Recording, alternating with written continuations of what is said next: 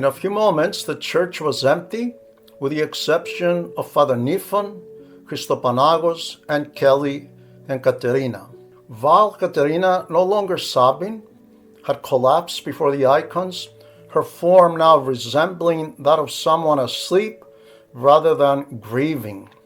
Father Nifon walked toward the altar, placed his petrachili, his priestly stole, over his shoulders, and stood before the icon of the Theotokos. With a solemn breath, he began to chant this small supplication service, his voice filling the stillness of the church. With many temptations surrounding me, searching for salvation, I have hastened unto you, O Mother of the Word, and ever Virgin. From all distresses and dangers deliver me.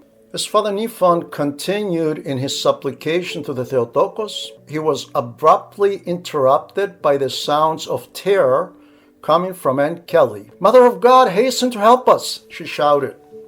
Perplexed, Father Nifon asked her, "Why are you screaming?" Aunt Kelly frantically cried out, "Father, Katerina is dying. Please help her. Hurry. She's growing stiff and cold." Katerina lay motionless, her body cold, with beads of sweat running down her pale face. Her heart beat rapidly and irregularly, as if struggling to hold on. The priest instructed Aunt Kelly to rub her down with vinegar as he searched for Christopanagos.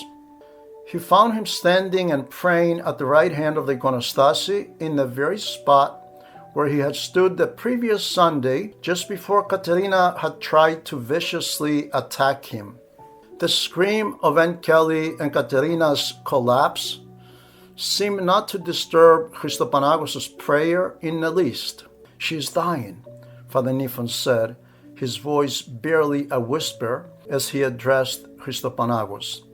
"Should I give her Holy Communion?"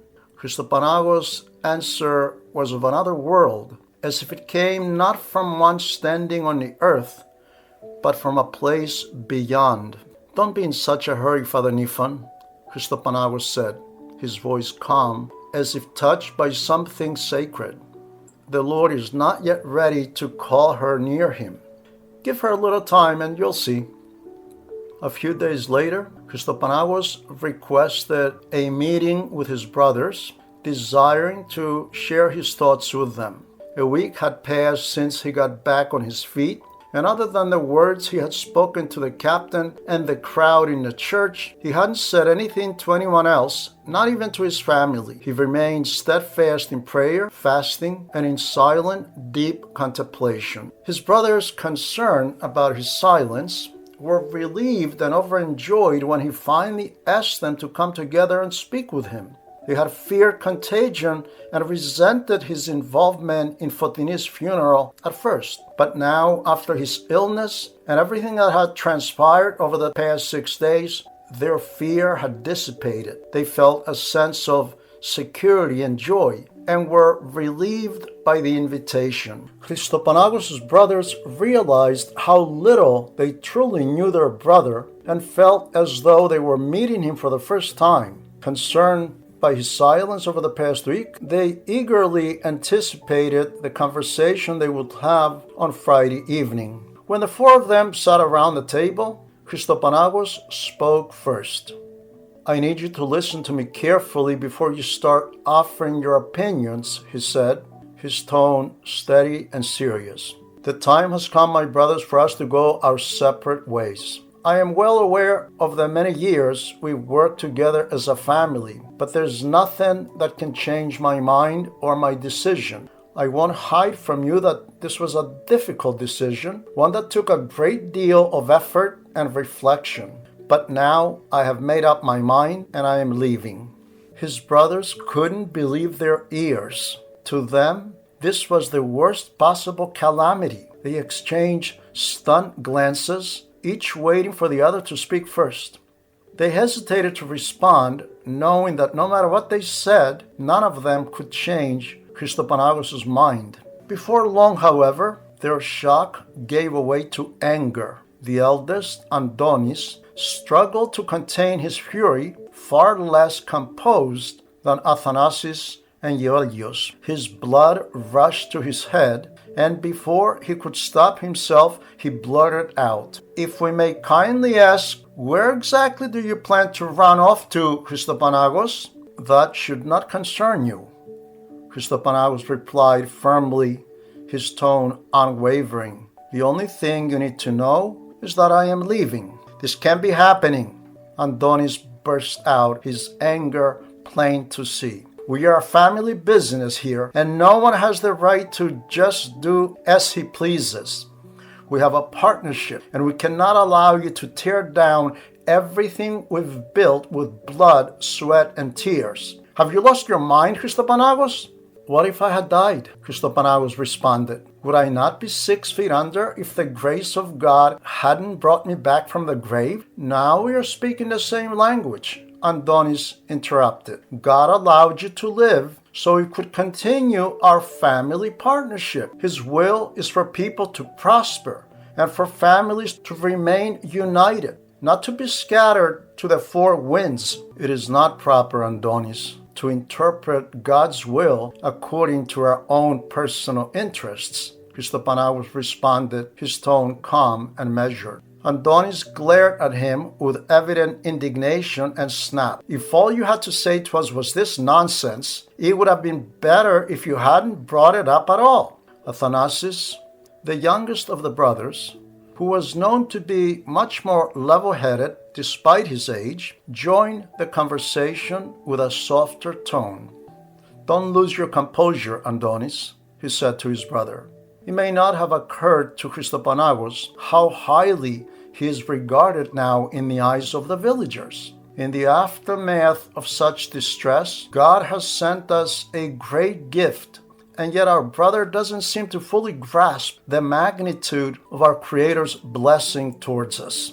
He continued addressing Christophanagos, "It is utterly unwise for you to leave now when the entire village is on your side and everyone is eager to follow your lead.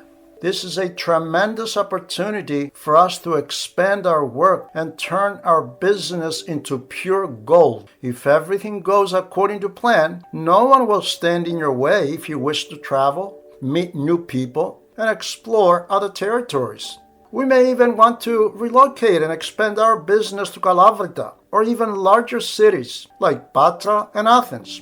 Before this, however, we need to solidify what we have and strike while the iron is hot, instead of running off before we've established a solid foundation." Christophanagos kept his eyes glued to the ground, feeling each of his brother's words as a direct slap to his face. It dawned on him that the rift between him and his brothers was far deeper and more jagged than he had ever imagined. This is why he decided to speak to them in their own language, but before he could, Andonis interrupted. "Now tell me," he asked, his voice sharp, "do you realize that we have invested all our assets in livestock?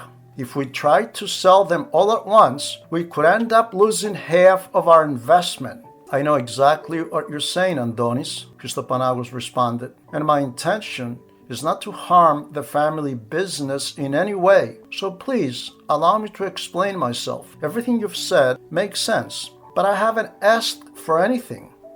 I'm not interested in my share of the business. I will divide it into 3 parts and give it to the 3 of you. The path I'm about to take does not allow me to carry gold or silver. I need to travel light, free of this demonic weight. So all my assets belong to you now. The only thing I will keep is whatever I have in my money bag, and that is not for my benefit, but to give to the poorest among the poor." The 3 brothers stood in stunned silence, processing what they just heard. They were overwhelmed with mixed emotions, feeling both humbled and conflicted. However, Andonis, known for his pride, was the first to speak up.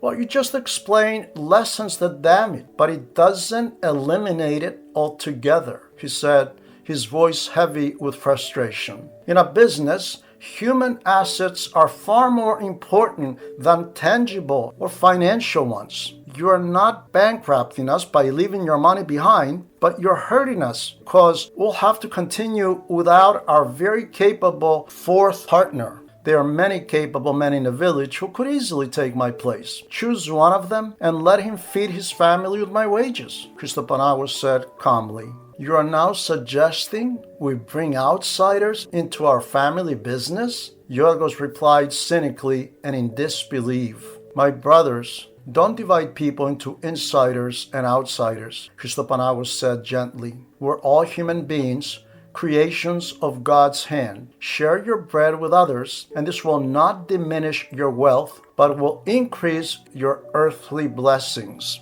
And where are you thinking of going? Andonis asked, still bewildered. By the grace of God, I want to follow the ascetical life, Christophanagos replied. Are you going to the monastery of Megaspileo? Yorgos asked in wonderment. Not at the moment, Christophanagos responded calmly. If not, where are you thinking of being tonsured a monk? Athanasius asked, his voice soft but probing. Wherever the Lord shows me, answered Christophanagos with a serene expression. When do you think you will be leaving? Andonis asked, his tone now more accepting. I will be leaving the village this coming Sunday, and by the grace of God, I will leave our house tomorrow, Christophanagos responded without a second thought. The four brothers went their separate ways, each lost in their own thoughts, without exchanging another word.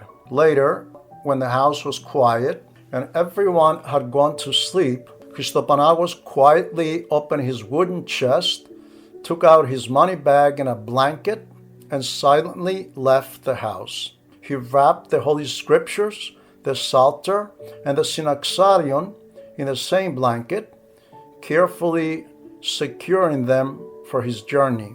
The village was quiet, peaceful, with another 2 hours before dawn would paint the horizon in its rosy hues.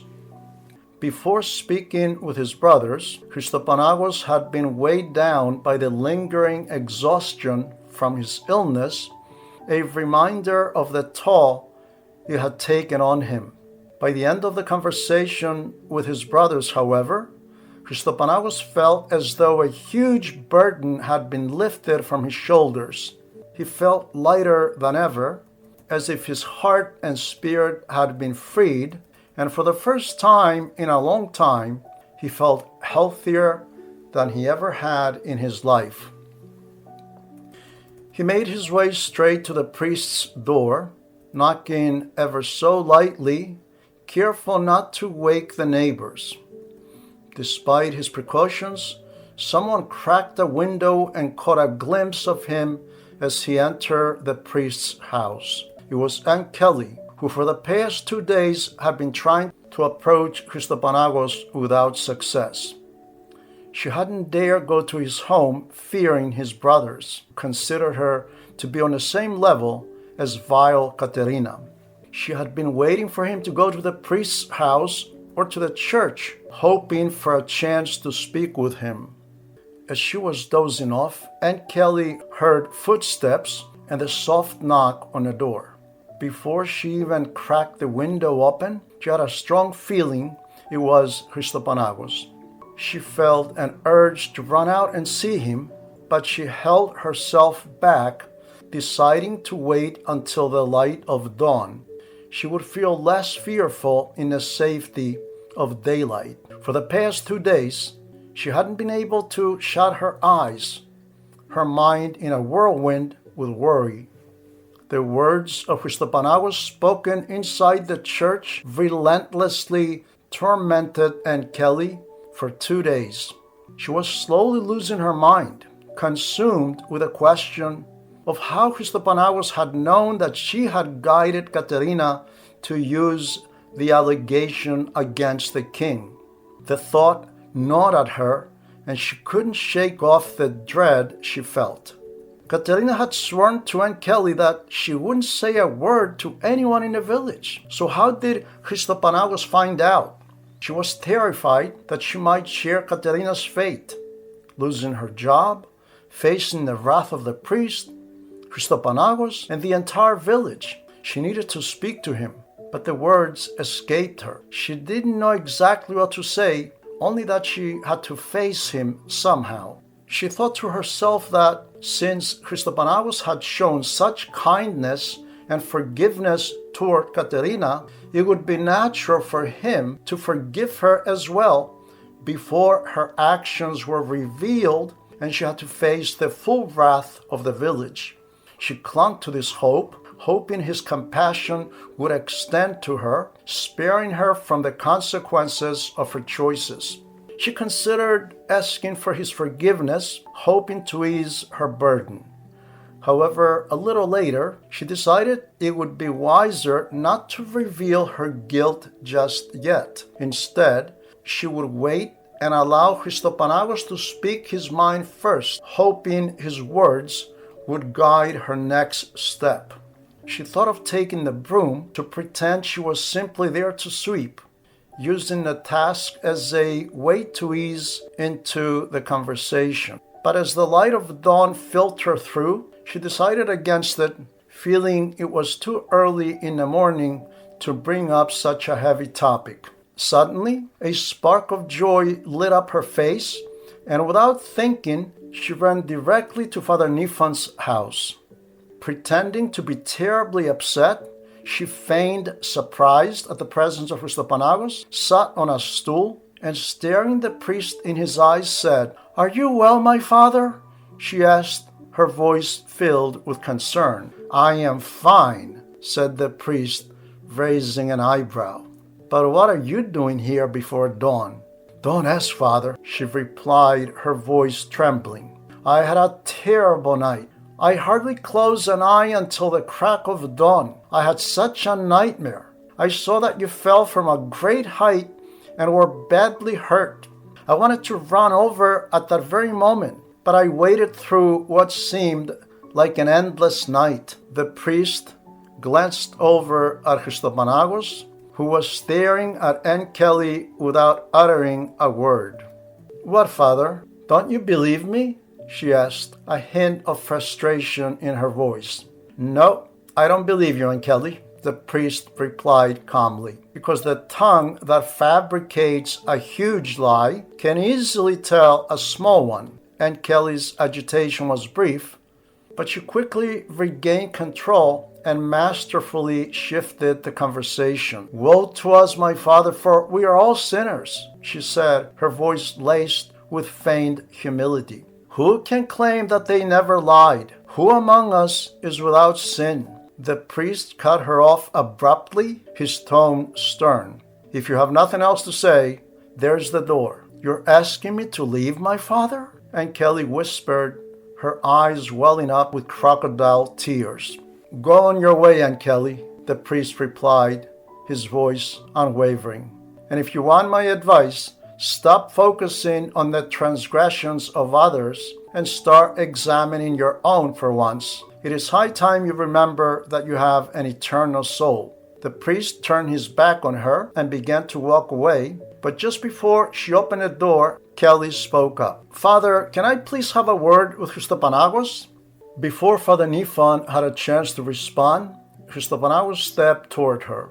"It is best not to say anything to me, Kelly," he said firmly. "It would be better for you to close your mouth for a long time until you forget your old tongue and begin to speak with a new one. Until then, I don't want to hear anything from you." "What if I ask you to forgive me?" Kelly asked, her voice laced with desperation. "Go with God's speed," Christopanagos replied calmly, "and try to open yourself to the forgiveness of the Lord." And Kelly walked toward the door, her head lowered in defeat, and left Father Nifon's home. Once the two men were alone, Father Nifon turned to Christopanagos and said, "The apostle of the Lord, Cosmas the Aetolian, that if you come to a fork in the road and you see the devil standing on the left and a woman, like Val Katerina or Aunt Kelly, on the right, go by the way of the devil. You can easily get rid of the devil by making the sign of the cross. But the woman, she will not leave so easily." Christopanagos lowered his head and walked to the church chair, where he had left his money bag. He took it and handed it to Father Nifon.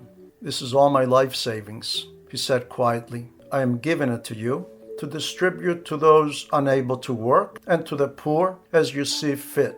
Put some money aside for Kelly and Katerina." "What?" Father Nifon exclaimed, his voice full of indignation. "Give your hard-earned money to these vipers? Even vipers are needed for the glory of God," Christopanagos replied calmly. "Besides, after what transpired, Katerina will soon be broke.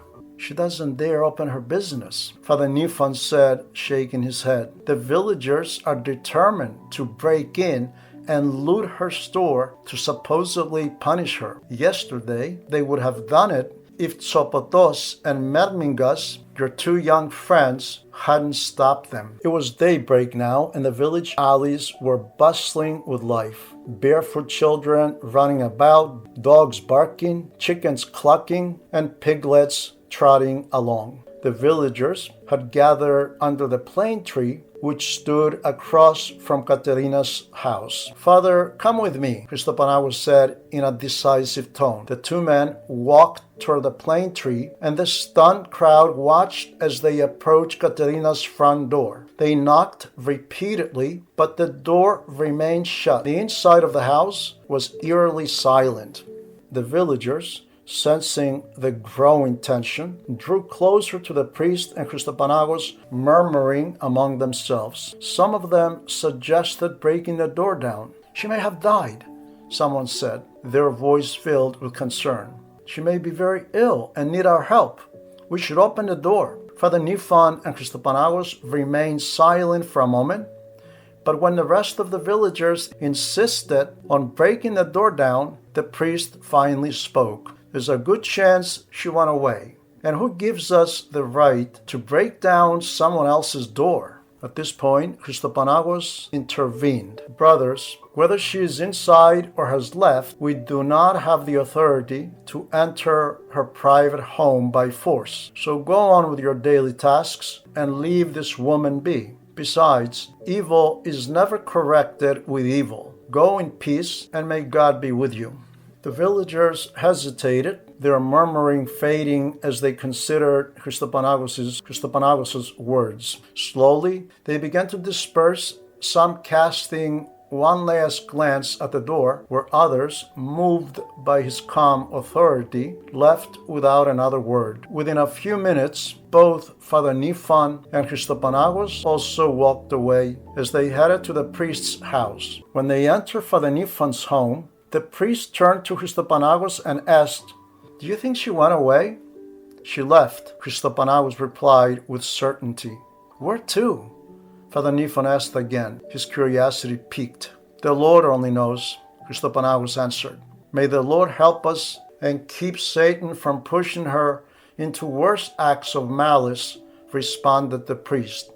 "May God forbid that we don't push her toward the way of Satan," Christopanagos corrected. "How can you say that?" Father Nifon protested. "You saved her from being hanged." Christopanagos shook his head, his face grief-stricken and sorrowful. "We must be chastised for our actions, Father, as we will certainly face the consequences. All we can do now is continue to pray for Katerina."